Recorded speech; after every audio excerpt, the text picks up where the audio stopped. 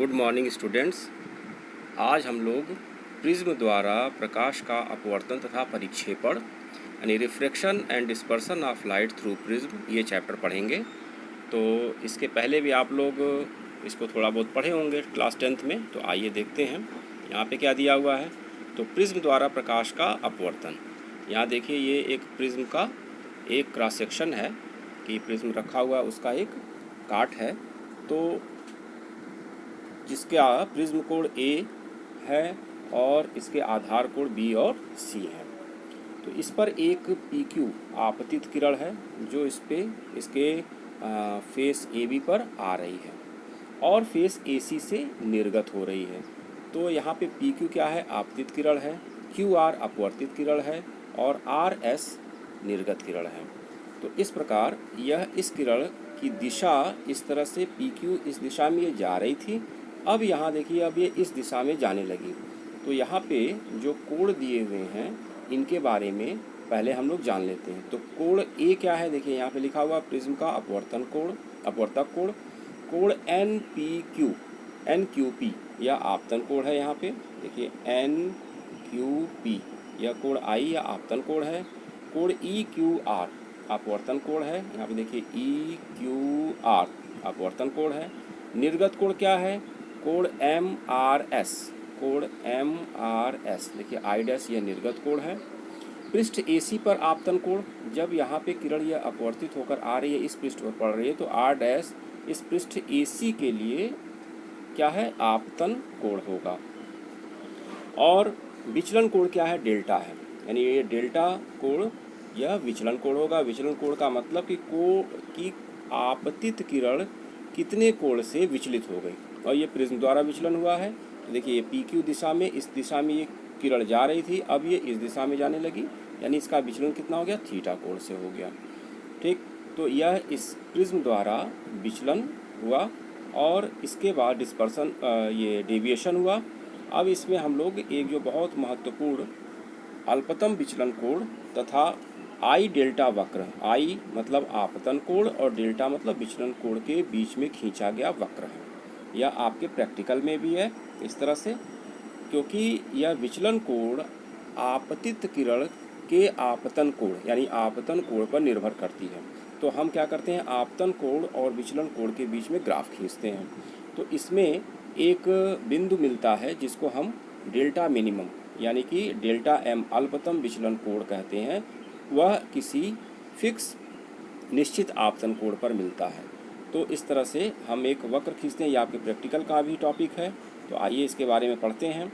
तो किसी दिए हुए प्रिज्म के लिए विचलन कोण का मान प्रिज्म पर आपतित किरण के आपतन कोण पर निर्भर करता है।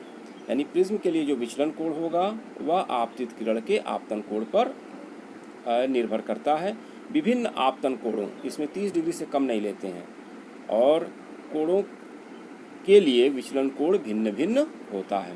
यानी यहाँ पे देखिए यह हमारा आपतन कोण है, हमने यहाँ शुरू किया करीब 30 डिग्री के ऊपर और इस तरह से भिन्न भिन्न कोण लेते हुए करीब हम 60-70 डिग्री तक आपतन कोण लिया, जिसके लिए यहाँ पे देखिए कि विचलन कोण सामान्यतः ये नीचे ऐसे यानी जा रहा है कर्व, इसका मतलब कि विचलन कोण कम हो रहा है जैसे जैसे हम यहाँ बढ़ रहे हैं। लेकिन एक आपतन कोण के लिए यहाँ पे देखिए यह विचलन कोण न्यूनतम होगा। उसके बाद जैसे ही हम आपतन कोण बढ़ाएंगे विचलन कोण बढ़ने लगेगा और यह बढ़ के ऊपर की तरफ जाने लगेगा। तो हमको यह विचलन न्यूनतम विचलन कोण या अल्पतम विचलन कोण ज्ञात करना है। अब आइए, तो विभिन्न आपतन कोणों के लिए विचलन कोण का मान भिन्न भिन्न होता है। तो दिए गए आई डेल्टा वक्र से स्पष्ट है कि एक विशेष आपतन कोण के लिए प्रिज्म का विचलन कोण अल्पतम हो जाता है, पुनः आपतन कोण बढ़ाने पर बढ़ने लगता है। जैसा कि अभी मैंने बताया यहाँ पे कि जब हम इसको फिर बढ़ाएंगे तो यह विचलन कोण बढ़ने लगेगा। चलिए इसके आगे देखें। अतः एक और केवल एक ही विशेष आपतन कोण के लिए, यहाँ पे देखिए एक ही विशेष आपतन कोण के लिए विचलन कोण न्यूनतम या अल्पतम होता है। इसे डेल्टा एम से प्रदर्शित करते हैं। अल्प विचलन की स्थिति में, यानी जब ये न्यूनतम विचलन की स्थिति में होता है, तब आपतन कोण आई तथा निर्गत कोण आई डैश बराबर होते हैं। यानी यह आई और आई डैश बराबर होंगे। यहाँ पे देखिए इसी चित्र को, यहाँ आई और आई डैश बराबर होंगे। एक चीज़ और कि अगर आधार बी और सी के कोण बराबर हों तो यह अपवर्तित किरण आधार के समांतर होती है। ध्यान दीजिए यहाँ पे जो हाईलाइट किया जा रहा है, आधार के समांतर होती है यदि यह बी और सी कोण बराबर हैं। तो सामान्यतः हम जो है समबाहु त्रिभुज का प्रिज्म लेते हैं तो उसमें यह हमको केस मिलता है। अतः प्रिज्म के अल्पतम विचलन की स्थिति में, अल्पतम विचलन की स्थिति में क्या क्या होता है? पहला, आपतन कोण आई तथा निर्गत कोण आई डैश बराबर होते हैं। दूसरा, प्रिज्म के भीतर अपवर्तित किरण प्रिज्म के आधार के समांतर होती है यदि कोण बी बराबर कोण सी, यानी आधार कोण बराबर हैं तो अपवर्तित किरण प्रिज्म के आधार के समांतर होती है। दोनों अपवर्तक पृष्ठों पर विचलन कोण आई माइनस आर तथा I dash minus R dash बराबर होते हैं, यानी आई माइनस आर यह विचलन कोण होगा और I dash minus R dash विचलन कोण होगा। यह दोनों अपवर्तक पृष्ठों पर विचलन कोण बराबर होते हैं। इसको हम लोग आगे अभी देखेंगे।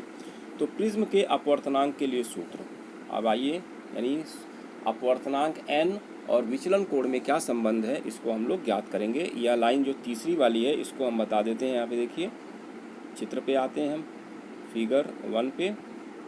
यहाँ पे देखिए यह आई माइनस आर, इस तरह से आई माइनस आर और I dash minus R dash यह दोनों बराबर होंगे, ठीक, अल्पतम विचलन की स्थिति में। तो इसको हम लोग उपयोग कर सकते हैं। अब आइए आगे, प्रिज्म के अपवर्तनांक के लिए सूत्र, तो फिगर 2 से त्रिभुज क्यू डी आर में, त्रिभुज क्यू डी आर में बहिष्कोण डेल्टा, अभी हम लोग चित्र को भी देखेंगे। तो बहिष्कोण यानी कोई बाह्य कोण दो त्रिभुज के दो अंतः कोणों के योग के बराबर होता है। किसी त्रिभुज का बहिष्कोण त्रिभुज के दो अंतः कोणों के योग के बराबर होता है। अब आइए त्रिभुज क्यू डी आर देख लेते हैं। तो क्यू डी आर पर चलते हैं। देखिए यहाँ पे त्रिभुज क्यू डी आर, ये देखिए क्यू डी आर, ये त्रिभुज है, इसका ये बहिष्कोण है और अंतः कोण यह दोनों हैं जो हाईलाइट किए जा रहे हैं। तो यह डेल्टा इन दो कोणों के बराबर होता है। अब आप यहाँ पे देख सकते हैं कि ये चूँकि आई है और ये आर है तो ये आई माइनस आर होगा, यह पूरा आई डैश है और यह आर डैश है, यानी यह आई डैश चूँकि क्यों होगा, क्योंकि शीर्षाभिमुख कोण होगा और आई डैश में से आर डैश घटाएंगे तो यह कोण मिलेगा। यानी त्रिभुज क्यू डी आर के दो अंतः कोण आई माइनस आर और I dash minus R dash होंगे जो कि डेल्टा के बराबर होंगे, दोनों का जोड़। अब आइए वहाँ पे चलते हैं फिर। तो ये I minus R plus I dash minus R dash, I और आई डैश को एक जगह कर लिए और माइनस कॉमन लिए तो आर प्लस आर डैश, ये समीकरण नंबर 1 हो गया। अब चतुर्भुज ए क्यू ई आर में, चतुर्भुज ए क्यू ई आर में अभी फिर हम फिगर में चलेंगे। ये इसमें दो कोण 90-90 अंश के होंगे तो बाकी दोनों कोणों का मान 180 अंश होगा, क्योंकि चतुर्भुज के चारों कोणों का मान 360 डिग्री होता है। तो अब आइए ए क्यू ई आर यहाँ पे एक बार देख लेते हैं। ए क्यू ई आर, देखिए ए क्यू ई आर, इसमें कौन से दो 90 अंश के कोण कहेगा, ये और ये, क्योंकि यह दोनों नॉर्मल है। नॉर्मल मतलब अभिलंब है इस फेस पर, ए सी और ए बी पर। तो यह दोनों कोण 90 के हो गए तो ए प्लस ई यह 180 अंश का होगा, यही वहाँ पे लिखा गया है। इसको नोट्स जब आप देखेंगे तो एक साथ आप देख सकेंगे। तो कोण ए प्लस ई का मान 180 अंश हो गया जो कि यहाँ पे लिखा हुआ है। अब त्रिभुज क्यू ई आर में, यानी जो नीचे वाला त्रिभुज है, R plus R dash plus कोण ई बराबर 180 अंश। तो अभी इसको भी हम लोग देखेंगे, कोण क्यू ई आर। तो कोण क्यू ई आर में R plus R dash plus कोण ई, यानी तीनों कोणों का मान 180 अंश होगा। तो क्यू ई आर में देख लीजिए त्रिभुज क्यू ई आर, ये देखिए क्यू ई आर नीचे वाला त्रिभुज, R plus R dash plus कोण ई यह 180 अंश होता है। अब इसके बाद फिर हम चलेंगे वहाँ पे, देखिए अब r plus R dash plus कोण ई बराबर 180 अंश हो गया। तो r प्लस आर डैश बराबर क्या होगा, कोण ए कैसे होगा, इस 2 और 3 से, समीकरण 2 और 3 से a प्लस ई का मान 180 अंश है। तो कोण ई का मान क्या हो जाएगा, 180 माइनस ए होगा, यहाँ पे रखेंगे हम तो r प्लस आर डैश बराबर कोण ए हो जाएगा। इसको आप स्पष्ट रूप से यहाँ पे देख सकते हैं कि कोण ए प्लस ई का मान 180 अंश है। तो कोण ई का मान क्या होगा, 180 माइनस ई ए होगा, यहाँ पे रखेंगे अगर 180 माइनस ए, तो 180 कट जाएगा और ए दूसरी साइड चला जाएगा, तो आर प्लस आर डैश कोण ए के बराबर हो गया। अब आर प्लस आर डैश का मान समीकरण 1 में रखने पर, समीकरण 1 क्या था, आई प्लस आई डैश, यहाँ पे देखिए minus R plus R dash, तो आर प्लस आर डैश का मान कोण ए आ गया। तो इसको रखेंगे तो आई प्लस आई डैश माइनस कोण ए हो गया। यदि प्रिज्म अल्पतम विचलन की स्थिति में हो तो इसके क्या कंडीशन होंगे, आई आई डैश के बराबर होगा, आर आर डैश के बराबर होगा, और डेल्टा को हम डेल्टा एम यानी मिनिमम अल्पतम विचलन कोण लिखेंगे। तो समीकरण 4 से देखिए, समीकरण 4 से जब आर और आर डैश बराबर हो गए तो इसको हम आर प्लस आर करके 2r कर सकते हैं। तो 2r बराबर ए या r बराबर एंगल a/2, इसको हम लिखने की भाषा में a/2 लिख सकते हैं। तो delta M is equal to 2i minus A, यहाँ पे रखने पर समीकरण 5 से देखिए, यहाँ पे i प्लस आई 2i हो गया और माइनस डेल्टा ए हो गया। तो यहाँ से i हम निकालेंगे तो i क्या हो जाएगा, पक्षांतर करेंगे, इसको यहाँ लाएंगे तो a plus delta M by 2, अगर कोण ए को हम केवल a लिख रहे हैं, ठीक। तो अब हमारे पास दोनों मिल गया, यानी r भी मिल गया और i भी मिल गया।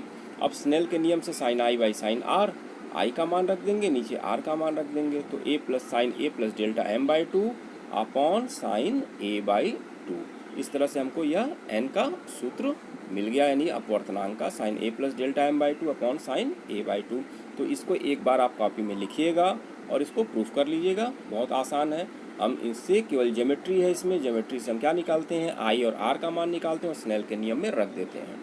तो आप इसको करेंगे तो समझ में आ जाएगा। अब पतले प्रिज्म द्वारा विचलन, जब प्रिज्म पतला हो अर्थात ये 5 डिग्री या उससे कम हो तो डेल्टा एम भी छोटा होगा, तो हम क्या करते हैं, sine A plus delta M by 2 का मान A plus delta M by 2 लेते हैं और साइन ए बाई 2 की जगह ए बाई 2 लिखते हैं। यहाँ पे देखिए n is equal to A plus delta M by 2 upon A by 2, तो A plus delta M upon A हो जाएगा। तो इसको जब हम सॉल्व करेंगे तो हमको मिलेगा delta M is equal to N A minus A common हो जाएगा, तो n माइनस 1 इंटू ए। अतः इससे स्पष्ट है कि पतले प्रिज्म से उत्पन्न विचलन प्रिज्म के पदार्थ के अपवर्तनांक n तथा प्रिज्म के कोण a पर निर्भर करता है, इसमें कहीं i नहीं है, यानी आपतित किरण पर निर्भर नहीं करता है, ठीक। अब अगला एक टॉपिक है, इसको हम लोग देखते हैं, प्रकाश का प्रिज्म द्वारा विचलन तथा परिक्षेपण। यह पहले के क्लासेस में भी आप पढ़ चुके हैं कि विचलन तथा परिक्षेपण क्या है, तो आइए इसको पढ़ते हैं। तो जब किसी प्रिज्म पर श्वेत प्रकाश की किरण डाली जाती है तो वह इन विभिन्न रंगों की अनेक किरणों में विभाजित हो जाती है। इन विभिन्न रंगों मतलब आपको पता है कि श्वेत रंग की प्रकाश है तो उसमें 7 रंगों में वो विभाजित हो जाती है। इस प्रक्रिया को प्रकाश का वर्ण विक्षेपण अथवा परिक्षेपण डिस्पर्सन कहते हैं। इसका कारण किसी पदार्थ का अपवर्तनांक n विभिन्न रंगों के प्रकाशों के लिए भिन्न भिन्न होता है। यानी जैसे कांच है तो पदार्थ, अगर इसका प्रिज्म का कांच है तो कांच का अपवर्तनांक हर एक कलर के लिए अलग अलग होगा। अब हर एक कलर के लिए अलग अलग होगा तो हर एक कलर का डेविएशन यानी विचलन कोण भिन्न भिन्न हो जाएगा इस सूत्र से। तो हर एक का अगर भिन्न भिन्न हो गया विचलन तो हर एक अलग अलग कोण पे झुकेंगे और सभी प्रकाश की किरणें अलग हो जाएंगी। तो यहाँ पे लिखा हुआ है कि कांच का अपवर्तनांक बैगनी प्रकाश के लिए सबसे अधिक तथा लाल प्रकाश के लिए सबसे कम होता है। अब इस सूत्र से देखिए delta M is equal to n minus 1 into A से विचलन ज्ञात करने पर delta V is greater than delta R, मतलब इससे ग्रेटर है क्योंकि N V greater than N R, यानी अपवर्तनांक बैगनी प्रकाश के लिए सबसे अधिक होता है और रेड के लिए सबसे कम होता है। तो सबसे ज़्यादा विचलन देखिए यहाँ पे वी के लिए वायलेट कलर के लिए है और सबसे कम रेड कलर के लिए है, और इनके बीच में बाकी कलर आते हैं और बीच में मीन कलर हम वाई यानी कि येलो कलर लेते हैं। अब देखिए इससे हम कोण निकालेंगे, यानी जिसको हम परिक्षेपण कहते हैं, कोणीय परिक्षेपण। तो कैसे निकालेंगे, यहाँ पे ये श्वेत प्रकाश की किरण आ रही है और यहाँ पे सबसे नीचे वायलेट यानी बैगनी रंग और सबसे ऊपर रेड है।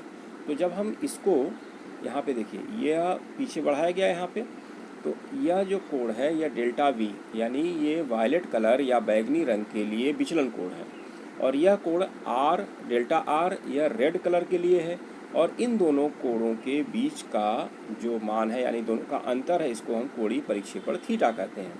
तो कोण थीटा लाल तथा बैगनी रंगों के बीच कोणीय परिक्षेपण है। तो थीटा बराबर हो जाएगा delta V minus delta are. Delta R का मान होगा N R minus 1 into A, delta we का मान होगा एन वी माइनस 1 इंटू ए, जो सूत्र अभी हम लोग प्रयोग किए थे। तो दोनों को घटाएंगे तो delta V minus delta R, तो इसको और इसको लिखेंगे N V minus one into A minus N R minus one into A. अब जब इसको सॉल्व करेंगे तो ए का एन वी से गुणा होगा, यहाँ पे माइनस ए होगा और यहाँ पे माइनस माइनस प्लस ए हो जाएगा, तो ए और ए कट जाएगा और एन वी इंटू ए और एन आर इंटू ए में से ए कॉमन हो गया, तो यहाँ पे हो जाएगा delta theta is equal to N V minus N R into A. अब आइए किसी प्रिज्म की वर्ण विक्षेपण क्षमता, तो इसका हम लोग आगे वाले टॉपिक में प्रयोग करेंगे, theta is equal to N V minus N R into A का। तो dispersive power of a prism, यह क्या होता है कि जब श्वेत प्रकाश एक पतले प्रिज्म से गुजरता है तो बैगनी तथा लाल रंगों की निर्गत किरणों के बीच उत्पन्न कोणीय परिक्षेपण यानी थीटा तथा मध्यमान येलो किरण के लिए विचलन कोण के अनुपात को यानी थीटा अपॉन डेल्टा वाई के अनुपात को प्रिज्म के पदार्थ का वर्ण विक्षेपण क्षमता कहते हैं। इसका सिंबल ओमेगा होता है, ओमेगा से इसको प्रदर्शित करते हैं। ठीक, अब आइए बैगनी तथा लाल किरणों के बीच का कोणीय परिक्षेपण अभी हम लोगों ने ऊपर देखा है, थीटा है delta V minus delta R, तो ये हो जाएगा N V minus N R into A. पीले रंग के प्रकाश के लिए किरण के लिए विचलन कोण delta Y is equal to N Y minus one into A. इसमें माध्य, चूँकि ये किरण होती है इसलिए हम माध्य व येलो कलर लेते हैं, तो वर्ण विक्षेपण क्षमता omega is equal to delta V minus delta R upon delta Y. तो यह हो जाएगा, मान रखेंगे तो N V minus N R into A और डेल्टा वाई हो जाएगा N Y minus one into A. A और ए कट गया, हमको ओमेगा मिलेगा N V minus N R upon N Y minus one. तो अगर इसमें कुछ छोटे छोटे न्यूमेरिकल दिए होंगे, इसको आप लोग लगा लीजिएगा वर्ण विक्षेपण क्षमता पर, तो इसका मात्रक नहीं होता तथा यह विमाहीन अदिश राशि है। यह प्रिज्म का वर्ण विक्षेपण क्षमता या परिक्षेपण क्षमता कहलाता है। यह बहुत ही इम्पोर्टेंट टॉपिक है। तो आज यहाँ तक हम लोग तैयार करते हैं, दिए गए नोट्स को कॉपी में लिख लेंगे और इसको समझ लेंगे। ठीक है, आज के लिए इतना ही, धन्यवाद।